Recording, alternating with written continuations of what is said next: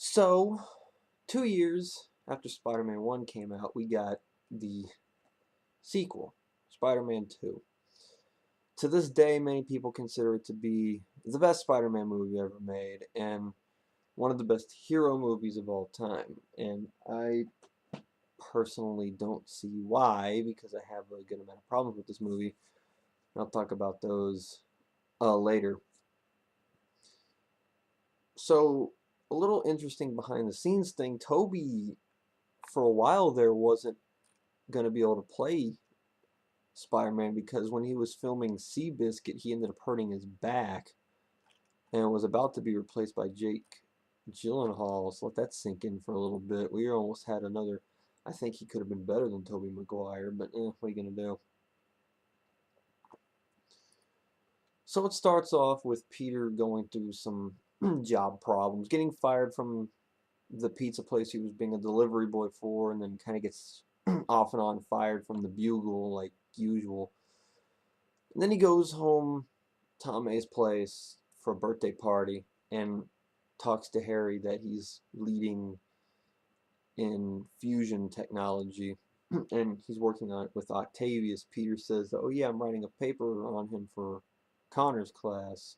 Harry offers to have Peter meet him, and he does. But after the party, he sees that Aunt May is facing foreclosure on her house due to Uncle Ben not being there. She can't really provide the finances.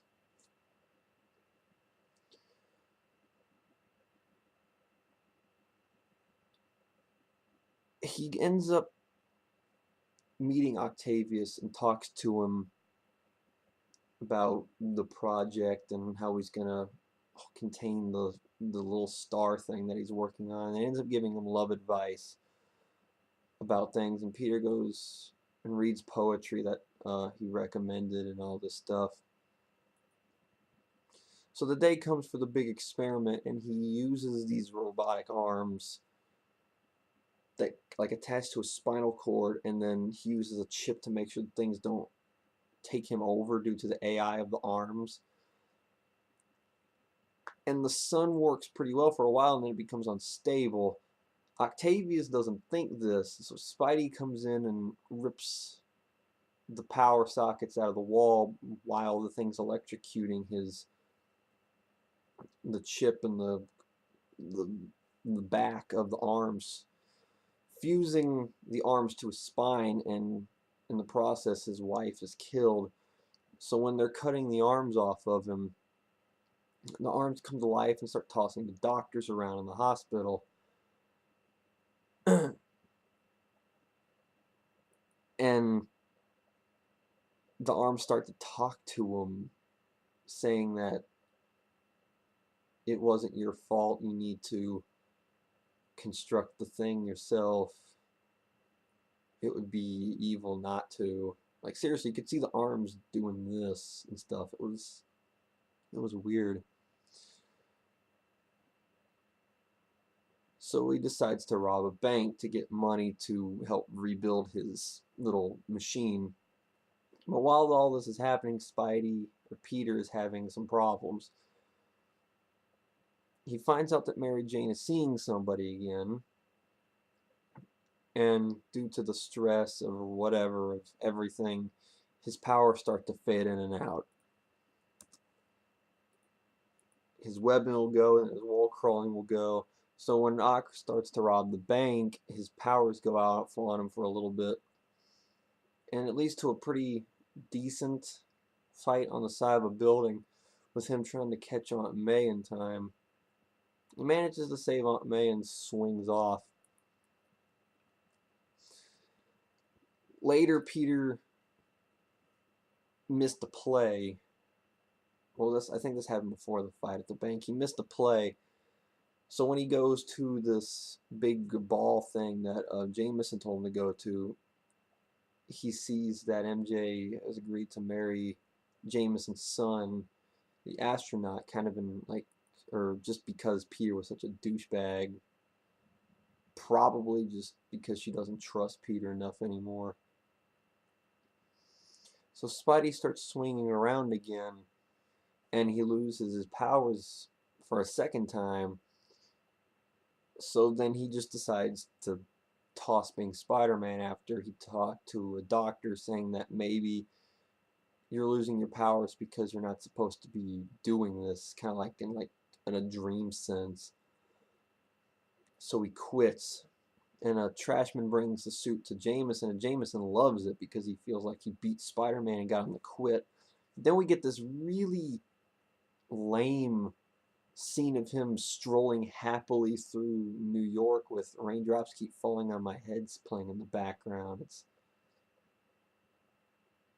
odd. But this does bring up some problems. We'll talk about those later.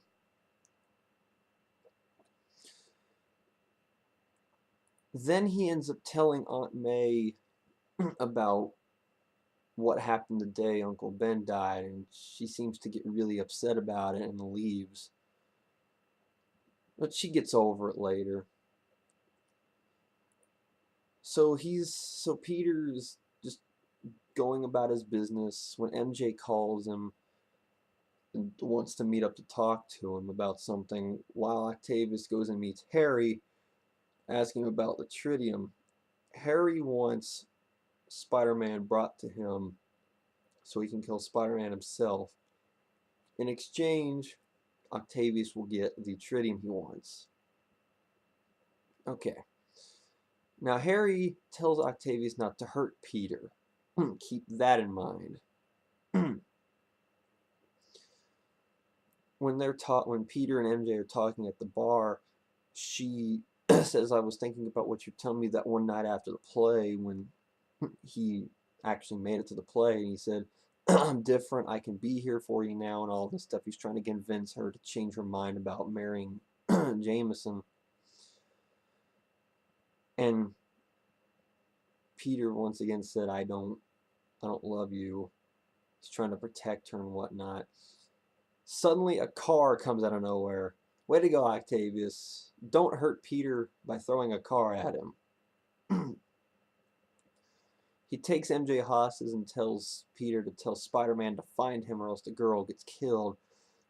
And with this, his powers come back. He takes the suit from Jameson and goes after Ock. Running across him, they fight on a train, which is actually a really good fight scene. It's a lot better than I remember it being. But after like a good 6-7 minutes, Ock rips the accelerator out, putting the train to full speed, and Spidey has to stop it himself. And he ends up doing so at the last second, but passes out. A whole bunch of people see his face, and they kind of promise not to tell anybody what he looks like. So Spider-Man being weak and fatigued, Ock takes him and brings him to Harry. When he takes his tritium and leaves, Harry pulls his mask off and sees that it's Peter. Now, what Spidey should do right here is say, kind of briefly explain, your dad was the Goblin, he tried to kill me and killed himself on accident. Instead of answering Harry's questions as to why, he just keeps saying, there's more important stuff going on here. You need to tell me where Ock is. Just tell him that one sentence real quick and Spider-Man 3 wouldn't have to happen. Well, it wouldn't have to happen the way it happened. Ugh. Bleh. So he goes to the sinking warehouse place that Ock's in, and he turns on the sun thing. Him and Ock get into another fight. When he kind of breaks some of the arms and shows himself to Octavius as Peter, he tries to convince Octavius to not let the arms control him, and Octavius eventually gains control of the arms, saying that the only way they can stop the sun is to sink it. Octavius goes and sacrifices himself by drowning the thing along with him. MJ sees that Peter is Spidey, and Peter basically says, well, this is why we can't be together, because if they knew about us and you would be put in danger. Now for this really cheesy scene of at the wedding, some girl runs up to John Jameson and gives him a letter, and then we see MJ running through New York in a wedding dress with this really stupid smile on her face, running toward Peter's apartment. Now they kind of get together and say, MJ's all, I don't care, I love you a lot. And then it goes to a final swing montage again. Kind of a kind of just the gist of the story. It's a little bit more complex in Spider-Man 1, which is good because Spider-Man 1's story was kind of bare bones. Really wasn't anything interesting about it outside of the origin story, like I said yesterday. And it kind of caused the movie to be a bit boring. This one's story is a bit more complex in terms of the characters and the plot, but inside those complexities are a lot of faults that a lot of people seem to be completely missing about this movie. So I'm going to bring up some of the points that I was talking about on my post on my Spidey page that I posted last night, for those of you that saw that. One thing's first is that, and this is kind of my problem with this entire trilogy in its own whole, is that these movies are way too depressing to be Spider-Man movies. This one in particular, because it feels like it's too much centered around Peter's depression than anything else. Now I know the two Amazing films had their sad moments, but on top of it they had funny moments, goofy moments, lighthearted moments, all this stuff, but these movies are constant depression, it feels like. And it really brings these movies down for me. But now to this movie specific. Him losing his powers, that little subplot was really inconsistent in some ways. They never quite explained what was causing him to lose his powers. Was it the stress of the job? Was it because he lost the girl? What exactly was it? And on top of that, when he lost his powers was also a big question mark too. There were some times where they would just go out and then they would come back. It didn't make any sense as to when they would go out. Like in the bank fight against Doc Ock, when he's sticking to a wall, his webs don't work, but he's still stuck to the wall. So why did his webs go out but not his adhesive ability? And then when Ock throws bags at him, all of a sudden he can shoot a web line and swing around, and then for the rest of the fight he's perfectly fine. It doesn't make any sense. And then when he retired, that scene when he was trying to save a girl from a burning building, at that point he was kind of stress free. The only thing that was wrong was that he lost Mary Jane. So shouldn't his powers have been back enough to where he could have like crawled and jumped well enough, swung out of the building or something? It wasn't a very consistent little story there, because there were times where it would go out and come back and only one of his powers would go away, and it wasn't really clear as to what would go out when and why. And it was just weird. Another thing goes to how they handled Doc Ock. I'm assuming they tried to make Doc Ock like a tragic villain with his wife being murdered and everything, but with the whole thing, the whole idea of the arms having an AI, and then the chip breaks that allows him to control them goes out, and the arms start to use him, it makes him feel more like a tool than a villain. Because Octavius is supposed to be the villain here, but they make it out to be that the arms are controlling him, so wouldn't that make the arms the villain of the movie? It kind of makes Ock feel, I don't know how to put it, but I think the way I said it a little bit ago would make more sense for this. He's a tool. He's a tool of the arms. He's not evil. He's not. I mean, he even said, "I can't rob a bank. I'm not a criminal." And the arms told him to, and he was like, "Oh, okay, yeah." So the arms are the real villains. It's not Ock. So I wouldn't consider him a tragic villain. I would consider him just, like I said, a tool. He's not evil. He's just being used by robotic arms. Kind of takes away from his intimidation as a villain when he's not even really a villain when you think about it. And a lot of people love this incarnation of Doc Ock, and I don't get it. And then to my biggest gripe with this movie, and that's the whole thing behind him dropping his powers again. I know this storyline was taken from Amazing Spider-Man number 50, where he gave up being Spider-Man due to being overwhelmed with the pressure of being a hero. But in my remembering of reading that issue, it took him one instance to snap back into action. One instance to gain the mantle back, knowing that he has to do what he has to do.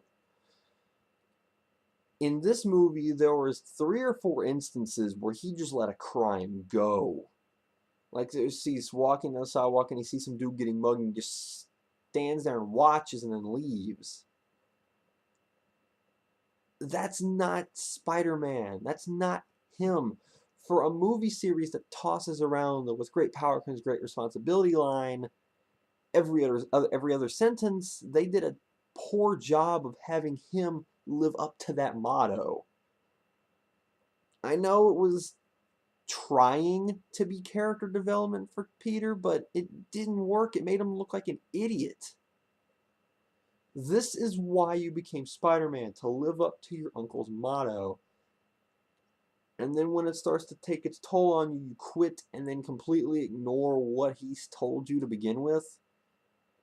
I mean, yeah, Peter quit in the comics once, but once he saw that he needed to get back into action, he did it. He didn't jump back into action in this movie until his woman got taken away. Oh yeah, once my woman gets touched, now it's business. But these other random people here, like this dude getting mugged and high-speed road chase and all this stuff, heck with those guys. That's not the Spider-Man that I became a fan of. Spider-Man I became a fan of was sacrifice himself to save anybody. And he didn't show that here. Especially during that sequence where he dropped being Spider-Man altogether. You have no idea how mad that made me last night, seeing him just ignore crimes. That's not what he does.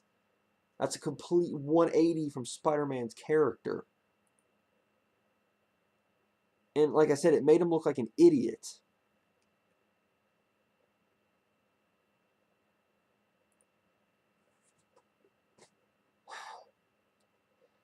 Now, as for the whole relationship part of this movie, we find out that in between the movies here that MJ found somebody and has been dating him for a while, and they expand upon that here with it being Jameson's son. She ends up getting married to him, probably because Peter was such a douche to her early on in the movie, like not going to her play or whatever. And then she gets engaged to him for that, and then she starts to think about Peter after she gets engaged to him, and then she kind of cheats on him a little bit, I guess you can say. They're near the end of the movie. And then we kind of get back to where we were at the end of the first movie with MJ admitting that she loves him, but Peter actually admits that he loves her back. So it took us an entire movie to move ahead one step. Because at the end, she admitted to him, and then it took this entire movie for him just to say it back. And it took her finding out that he was Spider-Man. That's what it took. I mean, how many girlfriends did Spidey go through in the comics? He had Betty Brant. Yes, for those of you that don't know, I think he may have dated Liz Allen. I can't remember. And then Gwen Stacy, and then Mary Jane. All while he was Spider-Man. He never considered that a legitimate problem. He may have a few times, but he thought, I gotta be happy somewhere, right? But here he never tries. It's like he's trying to be a mopey hero. He's trying to be Mope-Man. He doesn't try to make things better for himself. Half the time, anyway. When he does, he ends up completely losing his morals. And it goes to, and that brings up the whole reason of why I don't like this incarnation of Spider-Man. He doesn't feel like Spider-Man. And it bugs me. And then the whole love thing, it was painful to watch in this movie. It was Peter staring you down like a little schoolboy, getting mad at himself for not telling her. She gets engaged, then he tells her. And that's another thing. He quit so he could try to get his life back in order. And then he admits to her that he likes her somewhat after she got engaged. At this point, any man with common sense would have just said, that's it. It's kind of hard to pull a girl out of an engagement. But then again, Mary Jane in these movies are so stupid that it somehow worked. Unless she was so stupid that she was fooling herself by getting engaged to this guy, even though she really liked Peter. I don't know. The whole love story in these movies is just a mess. Oh yeah, we're up to 4 on her needing to be rescued count, because at the end when Ock took her hostage, only 4, only 1 instance this movie. That's kind of impressive. So yeah, we're up to 4 rescues for Mary Jane. So 2 movies. Oh boy.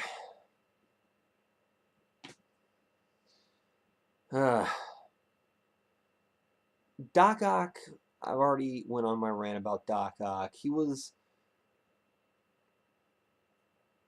alright. I mean, his actor, Molina, I think his name was a pretty good choice to play Octavius. It's just I don't like how they handled him. And somebody on my page, Danny, I have to thank you for pointing this out to me, because this is a um, pretty interesting way to look at it. They basically turned him into Lizard. And this is exactly what he said. And if you watch this, Danny, I'm doing this for you because you brought up a really good point with this. The villain in this movie was written to be and intended to be Kurt Connors the Lizard, hence why Ock is portrayed as a loving family man and victim of his own science experiment with the voice inside his head telling him what to do. That's kind of what the Lizard was. Literally. He had the family with the wife and the kid, and the science experiment backfired on him, and then he kind of had the lizard voice kind of warping his brain a little bit. That's kind of what they did with Doc Ock here. Now, it might have to go to the point where that lizard was originally going to be in this movie alongside Doc Ock. So they gave the lizard setup to Doc Ock. But in the comics, let me pull it up for you guys real quick. Why was Doc Ock evil? This is a thought bubble from Doc Ock himself. Somehow, my mechanical arms have almost become a part of me. They obey my every command with such power in my brilliant mind. I am the supreme human being on earth. So he thought, if I'm the supreme being, maybe I should rule them. That was his motivate. That was his whole reason for doing things in the comics. Because he could control the arms. But in the movie, it's the arms control him. They got his whole thing backwards. And I don't like that. I don't like that at all.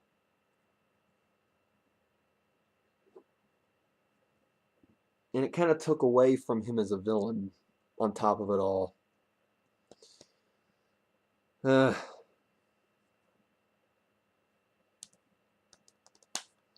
Harry, all he was really doing was he was trying to help Oscorp out, and then after the whole thing with Octavius failed, then he kind of went on a drunken stupor, hitting Peter, trying to get revenge on Spidey. And then once Peter left to go stop Ock, he got like some weird vision of his dad telling him he needs to be stronger. And then he breaks a mirror and goes inside and sees all the goblin stuff. Now, at this point, he should have put two and two together because he knew the Green Goblin was a psychopathic monster that needed to be stopped. Yet he never questioned, maybe Spider-Man was doing it to protect people. And if it was Peter that was Spider-Man, maybe it was with good intentions. I need to go ask him what happened. But instead, he becomes a douchebag in the next movie, and I'll talk about that when I review that movie sometime like tomorrow, maybe. So Harry kind of comes off as a slow in the head character on top of that. So, I mean, I don't know if I like it better than the first Spider-Man movie, but to go as far as to say it's the best Spider-Man movie ever made, including these three and the two amazing movies, no, it's not. I'm sorry. I'm not convinced. This movie does not deserve to be considered the best Spider-Man movie ever made. It really doesn't. And to say it's one of the best hero movies ever made, put it up there with Avengers and Cap 2 and Iron Man 1, no, not even. It's not. I'm sorry. There were just so many idiotic moments amongst the characters in this movie that it made it kind of painful to watch at times. And then on top of that, there were several instances in the end of the movie where Spider-Man's webs just hung on to thin air. And then there were several more instances in this movie where his spider sense failed to work. And I said this in the one for Spider-Man 1. It seems like the writers keep forgetting he has that power. There are just times where he's just derping around and all of a sudden he like looks behind him really quickly and all of a sudden there's something there. Like out of instinct of I can sense something coming this way, like a natural human sense, not a spider sense. So, I don't know. I guess people can like it all they want to. This movie is way too much of a drama to be considered an enjoyable Spider-Man movie, along with all the problems with the losing his powers and how he handled not being Spider-Man anymore and how they approached Doc Ock and just this god awful representation of Mary Jane. I um I'm sorry. I don't maybe I like the first one more because it felt like a more stable movie. It was just boring. This movie felt like it wasn't written very well. The characters didn't progress any. At least they didn't seem like they did. And if they did, it was only very, very minor steps in I guess, the right direction. I guess. Um, Story arcs that had good concepts that were taken from the comics that were handled badly. The ending fight scene with Spidey and Ock in the the warehouse, all that build up to it just wasn't. It doesn't compare to the Goblin Spidey fight on the bridge. It doesn't compare to Spidey versus Lizard on top of Oscorp. It doesn't compare to Spidey versus Goblin in the Clock Tower and Amazing 2. Shoot, I don't even think it compares to the fight against Sandman and Venom at the end of Spider-Man 3. This may have been the worst final fight in all of the Spider-Man movies. The train fight was actually pretty good. And that was probably the best part of this whole movie. Only because it was visually satisfying. The build-up to it sucked. But it was fun to watch because it was actually kind of cool, even though New York City doesn't have trains like that. That was filmed in Chicago, by the way. But it's an average movie. I think I enjoyed the first one better just because I felt it was written better. Even though I think the characters were a bit more cheesy in that movie, the story was a bit more tolerable and the characters were a lot more tolerable. And I'm talking about Spidey, MJ, and Harry were they were tolerable. In this movie, they're kind of a pain to watch, especially MJ, and she she gets worse. Trust me, she couldn't get worse enough. So, with all my ranting and everything, it's okay. I'd still give it a recommendation to watch once, but to label it as the best Spider-Man movie ever made is a long shot that I wouldn't dare attempt.